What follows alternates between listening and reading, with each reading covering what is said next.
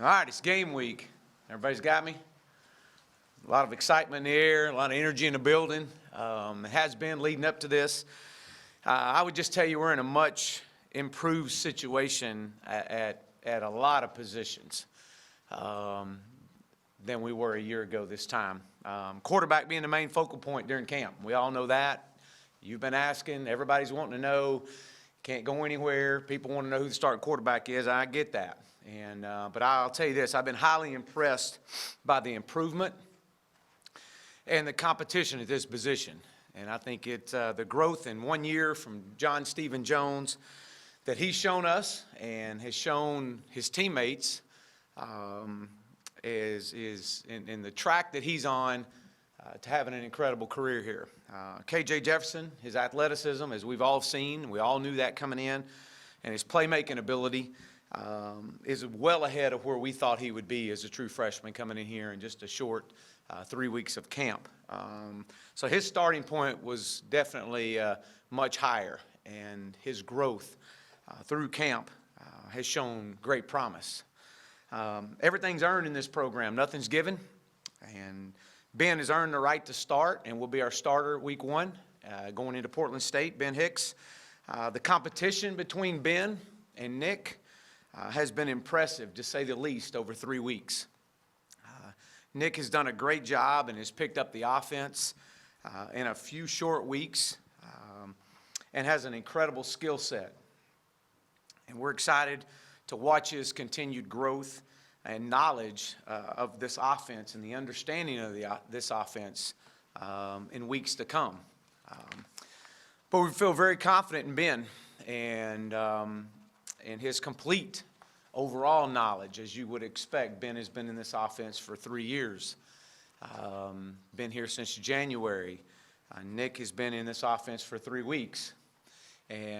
But to see the growth of what Nick has done over 3 weeks has been extremely impressive. And I think Ben has an incredible command for everyone and where everyone should be. We're going to play a lot of young guys, and that alone was the main deciding factor.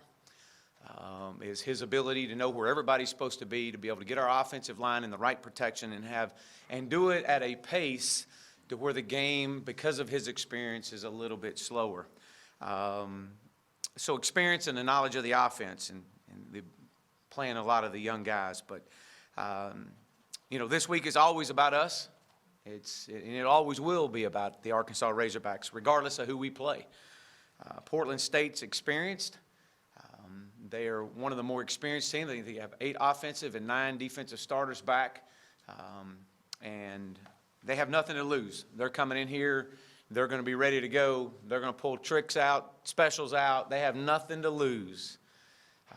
They're excited about traveling here, and I think that we're going to get their absolute best. But as I've said before, many times last year, it's about how well we can execute, how well we can play to our potential, one play at a time in game 1. And it doesn't matter who we play. It's always how we play. And I'm excited to watch this team play. I want to see us play fast. I want to see us play physical. And I want to see us play to our standard going into year 2. So with that, I know there'll be several questions, so I'll open up for questions. Raise your hand. We'll get a mic to you. Chad, you touched on a little bit what was the deciding factor at quarterback. When did you tell the guys? What was Nick's response? And do you expect to play both guys in the opener? Sure. Well, we've definitely got to continue to get Nick's experience up. So, the game will dictate a lot, but I do anticipate having an opportunity to play quarterbacks, additional quarterbacks, that me and Nick. And we really started talking about this in depth Saturday night and led into Sunday. Beanie Bowl had nothing to do with it. Beanie Bowl was nothing more than a glorified game of moving on and off the field and personnel changes and situations. So we just came to the conclusion that the main deciding factor was the fact that with the amount of young players that we're going to put on the field week 1, that Ben's overall understanding of where everybody needed to be. Not that Nick doesn't have that, but Ben's got a better command naturally 3 years into it. But we've been very impressed with Nick and be able to bring him along. So. Coach, you've coached Ben Hicks for many years. You've seen him since he was a freshman in college. How much growth have you seen from him, and in what areas, and what about his personality fits commanding this team? Well, I think with Ben and being with him for 3 years, he's a fierce competitor, like all quarterbacks are. And, I just think that what I've seen, I've probably seen him mature more from our last year and not being with him for 1 year, and then him coming in here in January and essentially starting from ground zero with a football team and with guys on his team, and watching him having to mature. I've seen just his maturity level, and just the knowledge of the offense, I guess you would say, has really elevated. We told, back to your question, we told the quarterbacks this morning. I met with them and shared with them this morning, and just said, hey, this is there's going to be many opportunities through the course of the season. Make sure that you're ready and you capture your opportunity. What's the game status for Colton Jackson, Trey Knox, and C.J. O'Grady? Colton will play. Colton should start. He'll go through workouts this week. He was with us last night. Trey Knox, we anticipate having Trey out for practice on Wednesday. And Corlin Jackson should be full go. He practiced full speed last night. CJ ran well last night. Actually, was pushing a sled a little bit. You saw him. He's running he's not at full speed just yet. We'll see. Again, Wednesday would be a great indicator for CJ. How's the team responded to Ben since he got to Arkansas, and what's his leadership style like? Well, Ben is just a competitor. I think he's much like all the quarterbacks in that room. I mean, they when they're on the field, they're the field general. They're in charge, and guys rally around him. They've rallied around Ben. Again, they've known Ben a little longer, since January. I do know that, watching these guys rally, I mean, they want to win. Bottom line, this football team wants to win. These players want to win, and it's about production on the field. And guys going out and producing on the field, regardless what you do, will gravitate a lot of guys to you. Yeah, Chad, I know Myron, you got him looking at starting at right guard, but I know he's also worked first team left tackle. That's pretty good work, both sides of the ball, 2 different spots. What do you thought of Myron's versatility and kind of camp he's had? What kind of season you think he'll have? Well, Myron has been extremely athletic, a great addition to our football team. We saw that last spring. I think I've been saying that for quite some time. He's got an incredible future ahead of him. He's multiple, can play several positions, very athletic, moves really well, and I think he's definitely one of our top guys, top 5. And his versatility is really going to benefit him and this football team this year. He has a chance to have a really good year, really good career. Chad, you said you would walk backwards to Fayetteville when you got offered the job. You've been in it 1 year. Can it be done here? Can it get done here, and where are you in that? Well, absolutely it can be done. It can be done, or I promise you I wouldn't be here. I can promise you that. This is, as I shared when I got the job here, this is a sleeping giant. Now, there's times that you throw cold water on somebody to wake them up, wake the giant up. I mean, you may have to throw a couple glasses of cold water on them. And so it's this is not an overnight fix. I've said that. I've said it year in since I got here. And it's traveling our great state. This doesn't happen overnight, especially when you look at a snapshot of Razorback football over the last 10, 12 years. I think that we're building something special. I've talked about building a program, and I'm committed to doing that. I think our culture is established, and it'll continue to be defined every day. So without a doubt, I would walk backwards again to Fayetteville, because this is going to be a special place. With Nickelback, because it's not listed, would that be Brooks, and who else would you have over there? Yeah, Greg Brooks would be our starter right there. I know he's going to get a lot. And then we'll, obviously our Sam backer would be Hayden, but Micah Smith is another one that's gotten some substantial reps there at the nickel position. If you happen to watch Florida-Miami Saturday night, there was a lot to unpackage in that last 4.5 minutes of the game, a lot of lack of discipline and stuff. Is that something you can immediately give lessons to your team about, and have you, and will you do that? Well, those first games, there's always a lot of unknowns. And until you get through that first game and go through some of those situations, no matter how much you practice it, until you get out there and go through it in a game environment with a crowd in the stands, you have to learn some of those things. And so everybody goes through those game one. You definitely address it with your team, as we did yesterday in our team meeting. We did talk about that and some of the things that happened and transpired in that last 2.5 minutes. But you also talk about the resiliency of players that when they did make those mistakes Saturday night, they had to still step back up and respond and perform, and I thought that's what they did. So, yes, we did. Coach, you've mentioned, of course, Hicks will be the starter and his overall knowledge of the offense being the reason, but just from a physical standpoint, could you maybe do a little pro and con comparison of Starkel and Hicks and like what Hicks might do better than Nick and vice versa? Well, I think obviously we've talked about the knowledge. I think that when with knowledge comes the game slows down a little bit for you, and unless you've played this game or coached this game as long as we have, that's hard to put into someone, to the average fan, to realize what does it mean by the game slowing down. Well, it's about anticipation. It's anticipating that this is about to happen. This window is about to open up and be able to get the ball out on time. That's what experience brings you. I think from a skill set with Nick, he's got an incredible arm strength. He's got the size. He's got decent speed. And I think that his decision-making has been impressive during camp, especially trying to put this offense in 3 weeks with him.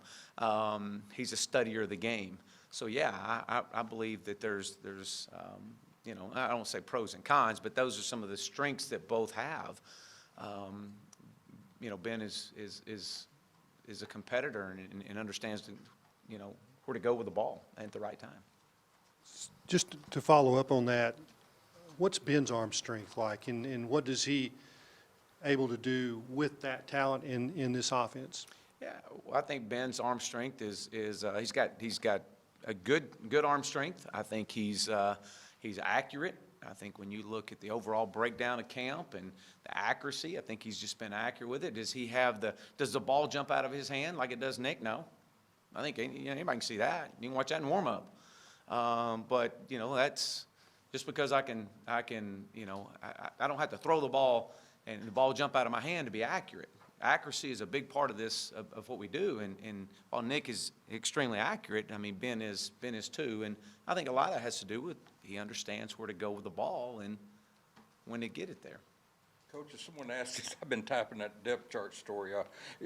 On the depth chart, you've got Loy and Bauer listed as co-starters or the ordeal. Have you decided on that? Both guys will punt. Each one is a little bit better than the other in certain situations. And so, for this first week, we're gonna punt both of those guys. Last year, at the end of the season, we talked about that you were breaking down the offense and what you wanted to see. Improvement at wide receiver was separation and take advantage of some of the matchups that you get with this offense. Where are you now especially with young receivers like Burks and Knox and Mike Woods? Because those guys haven't played a lot. Well, no, they hadn't played much at all, and so I think that not just the wide receiver position, but all the positions that we brought these freshmen in, that this has been what we thought when we were recruiting these guys, has shown through the first 3 weeks of camp. Now, you get them on the field, you get the coaches off, you get the crowd in the stands, the band playing. You know, there's a lot of things that are going through a freshman's mind, and there's a lot of the speed of the game is really fast. They don't have the experiences so that some of these guys do, that where the game is a little slower and they can anticipate a little better. But I'm excited about them. I think we addressed the needs that we needed. And I think that Traylon and Trey Knox and Mike Woods, I mean, we could go on and on with these guys. They definitely have addressed the areas that we needed. We've still got to continue to grow that. And we're not, this is not a final product. We got to continue to recruit and develop the speed that we need to have. Chad, to follow up on that, on the freshmen, and anything over 10 for me is kind of a challenge, but it looks like you got 12 or so freshmen or true freshmen in the two deep. How excited and or nervous are you about that going into the season? Well, anytime you put a true freshman out there in any, whether it's freshman in high school, freshman in college, you know, we got to make sure they got the pads in their pants the right way. They got their socks on inside out or out right side out. I mean, those are some things as a freshman that, you know, you're going to get caught up in the moment of the week. I mean, we had freshmen out here yesterday at practice, and they were probably at the top speed they've been at all year long. I mean, they're amped up. And I said, hey, time out. It's just Sunday. We got to have you ready for Saturday. But you love that. I love that about this group because I think it makes everybody better. And they're excited. Number one, they love the Hogs. Golly, they love the Hogs. These guys we're going to put on the field, they know the impact that they're going to have. And then they've made everybody better. Our seniors have invested into their lives. So, yeah, it is what it is. And I'm excited. There's no remorse at all about putting a freshman out there. These guys have earned it. We didn't give it to them. They had to earn their way out there. And, I mean, there's 12 freshmen in our two deep, and that's just in the two deep. There's going to be many others that are going to play. So we'll see how it goes. So now that you got Myron at right guard, do you feel like you have your best five on the offensive line? And also, what's your confidence in that group going into the season? Well, I'm extremely confident in them. I think we've had a really good camp. I think Myron is one of our top five. And so I think with a healthy Austin Capps at the left guard position and Ty at center, I think that gives us our best chance going into week one, to be honest with you. And it's like every other position. I mean, just because we put Myron at right guard doesn't mean it's a lifetime contract that he's there. I mean, it could move around. And so, as I've shared, Ricky Stromberg has been very impressive to us. Ricky's going to play, and we'll see how it continues to grow. His knowledge, his experience, as he continues to play, who knows what happens with him. Yeah, Chad, kind of follow up on the freshmen. I think you got 9 true freshmen on the two deep, and that was a pretty heralded class. Did you anticipate that many of these guys being on the depth chart going into the opener? What kind of camp do you think all these guys have had? Then also, I know there's a report out there that I guess T.J. Hammonds was going to be suspended the first 4 games. Could you confirm or address that? Yeah, TJ won't be with us for the first 4 weeks.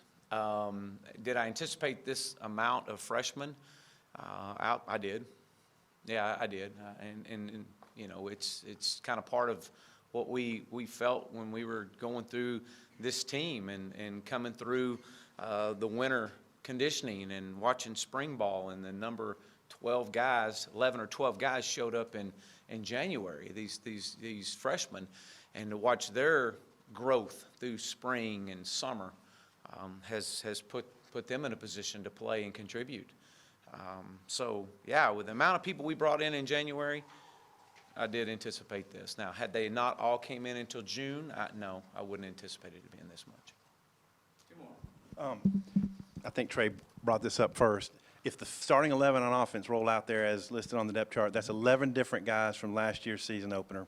What does that say? What does it mean? Well, it's one more reason as we go through our decision-making with our quarterback that it's you got a complete transformation of a group that's on the field from a year ago. So, you know, just I think it says a lot about the work that these guys have put in and the confidence that we have in them and the coaches have in them. And so I think that's a. Last one, you've got 3 guys listed at punt returner with oars. Do you know who's going to be starting there and how you're going to handle that spot? Traylon Burks. Traylon will return punts for us. And, is that it? All right, thank you. Huh?